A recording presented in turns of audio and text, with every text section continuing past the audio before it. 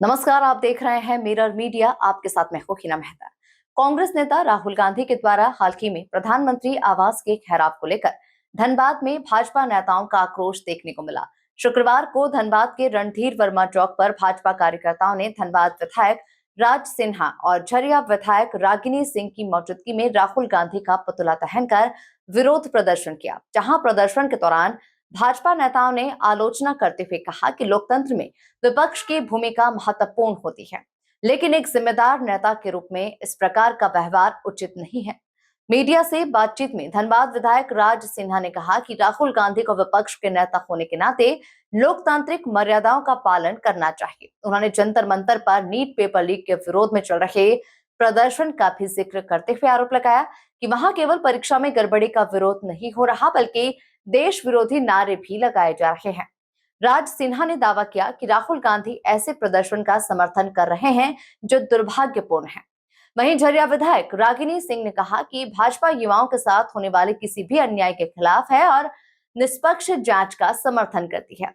हालांकि उन्होंने कहा कि प्रधानमंत्री नरेंद्र मोदी के आवास के सामने जिस प्रकार से राहुल गांधी ने प्रदर्शन किया वो लोकतांत्रिक मर्यादाओं के अनुरूप नहीं है और इसकी निंदा की जाना चाहिए। भाजपा नेताओं ने कहा कि पार्टी लोकतांत्रिक तरीके से अपनी बात रखती रहेगी और इस तरह की राजनीतिक गतिविधियों का विरोध जारी रहेगा। जिस प्रकार से ये कांग्रेस जनता पार्टी के लड़कों को उकसा करके वह तरह तरह के उनको भड़का रहे हैं, या आज उनके शासित राज्य राजस्थान में लगभग कम से कम 8 बार पेपर लीक हो गया, तेलंगाना में हुआ, अन्य राज्यों में हुआ, पंजाब में अभी आप पार्टी की सरकार है वहाँ हुआ, इस पर लोग कुछ नहीं बोल रहे हैं। उस पर निर्लज की तरह ये लोग अपना काम करते आ रहे हैं।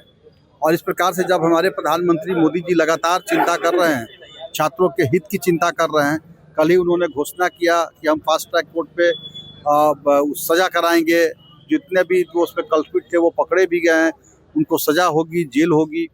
या तुरंत नीट पेपर लीक के बाद फिर से दोबारा एग्ज़ाम हो करके उसका परिणाम भी आ गए, बच्चे वहाँ पे अपने अपने कॉलेज में एडमिशन की तैयारी कर रहे हैं।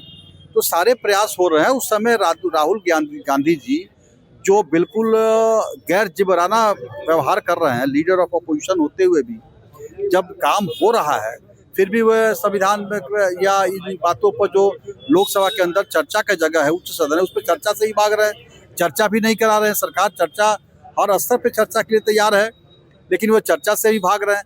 तो इस प्रकार से जो नाटक कर रहे हैं यह देश हित में नहीं है। ये हर चीज हर किसी के दायरे में रहता है और कितना सेंसिटिव चीज रहता है, उसको वो संविधान को तोड़ते हुए और देश को किस तरह से बिखराव करने के लिए, युवाओं को आपस में लड़ाने के लिए, युवाओं को भड़काने के लिए जो कदम उठाए हैं, ये बहुत ही निंदनीय है। जितना भी उनका हम निंदा करें कम है।